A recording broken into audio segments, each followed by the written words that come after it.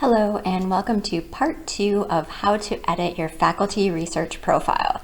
So if you are not currently logged in, go to researchprofiles.kettering.edu and then you'll scroll down on the page and click here to log in, or you can scroll to the very bottom of the page and click log in to Pure. Once you're on your content overview page, you can click edit profile and we will pick up where we left off after the last video. So what you'll do is you'll scroll down a little ways until you get to the heading that says Curriculum and Research Description.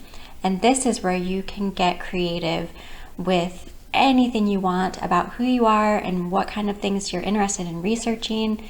So let's get started with that. Some of your pages that were migrated from our last platform, which was Faculty Select, will already have some of this generated text from your old profile. So mine has an About section, but there are a lot of other options. So if this is something that you're not interested in having, you can delete it or you can edit it and change it however you want to. For each of these categories, there are many options, and anything that you fill in will appear on your public profile. If you decide not to add certain things, it will not show up. It won't be just like a heading with no text under it. It just won't show up at all. So let's say you want to add a new section to your curriculum and research description. Click add profile information. And then this is where it gets interesting. There are a lot of options that you can use here. Each of these will create sort of a headline or subheading, and you can enter all the text you want. If you are part of a specific work group of researchers collaborating on something, you can always add like professional information or a biography, anything that you want. These are all up to you. But what you can do is, if you want to link to those other profiles of the people in your work group or research group, you could, let's just say research interests. You can type in their name, and then you could highlight it and add a link to their profile or any other site that they may have. So if they are not part of Kettering, you can always link to their profile or their research page from another university if you'd like. It's really up to you how you want to handle this. You have a lot of freedom with how you want to go about approaching it. So I'm going to add Dawn Winans as my colleague. We work together on a lot of projects, so this is her profile page. And then I can add a title if I wanted to. I don't really feel the need to.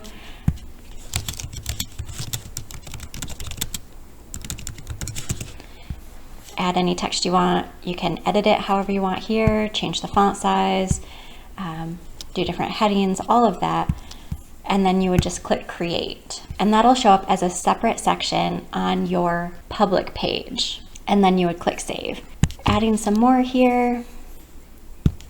You can add your personal profile, research interest, teaching work. If you are a consultant with another company, you can add that there and link to it if you wanted to. There are so many options here, so feel free to be creative with this and add as much or as little as you want. And then you would just click create for each of these topic headings. So I'm going to click cancel so we can move on. Another thing with this one is these little arrows here can switch the order that they appear on your page. Really, again, completely editable to your preferences. The next section that we want to look at is organizational affiliations, which is where you work. Organizational affiliation generally is your current position. So if it's not already set, you can edit it. We generally, when we create your profile, set up a kind of dummy date. We don't know when you started, but that's something that you can edit. Or if it doesn't work for you, you can always contact the library and we can edit it on the back end for you. But what you would do is click edit, and then the type of position that you're in. I'm employed as a librarian. This was my start date. And then you can add other information here. Your job description is your actual title. So that would be like professor, associate professor, assistant professor, emeritus.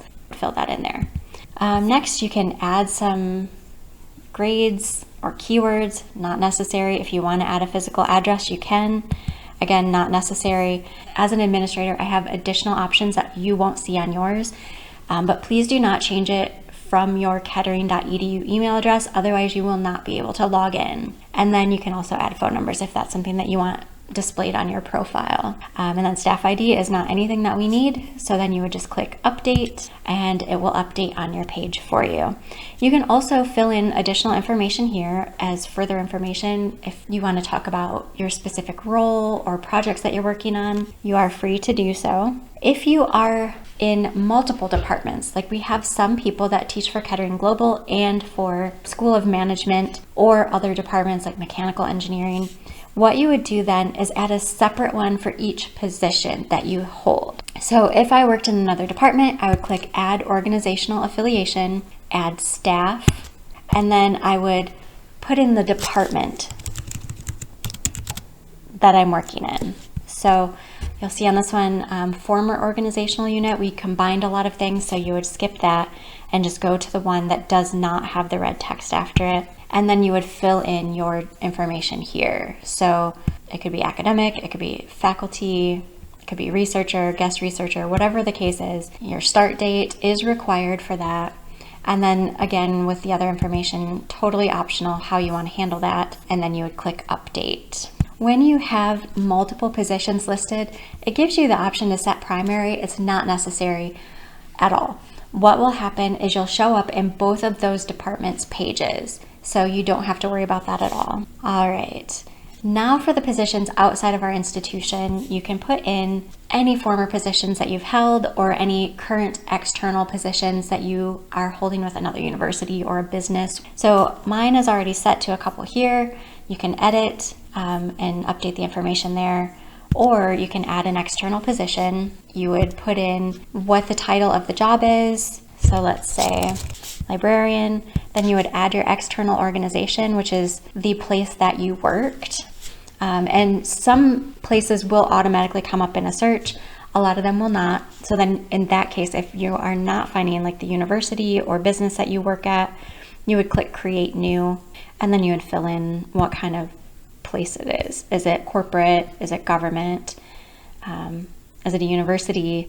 So you could put that. If you wanted, you could put in the country, and then you could put in the name. So let's say we had Flint Public Library.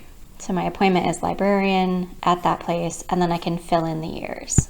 And then you would click create to save. Coming down to the next section, education and qualification would be the degrees that you've earned. So I have my MLIS from Wayne State. So that's in there with the years of completion.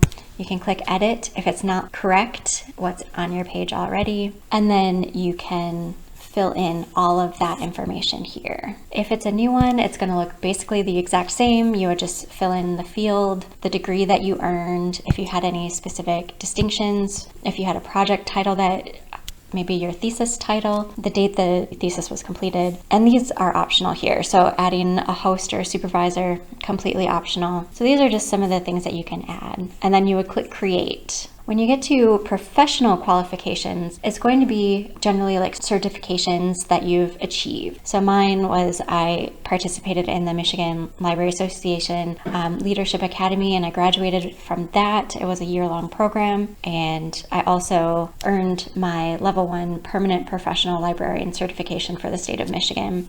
And you can enter that information. You can edit it, you can delete it by clicking the minus sign, or if you want to add another one, you add your qualification, you would type in what it is, what it's called, any sort of abbreviation, and then the start and end date if that's something that you want. But really, the only part that is required would be the starred area, and then click create. So this is the end of video number 2, and we will see you back for video number 3, where we will go over keywords, adding research interests to your profile, and how to create automated searches to add and import research output content to your profile.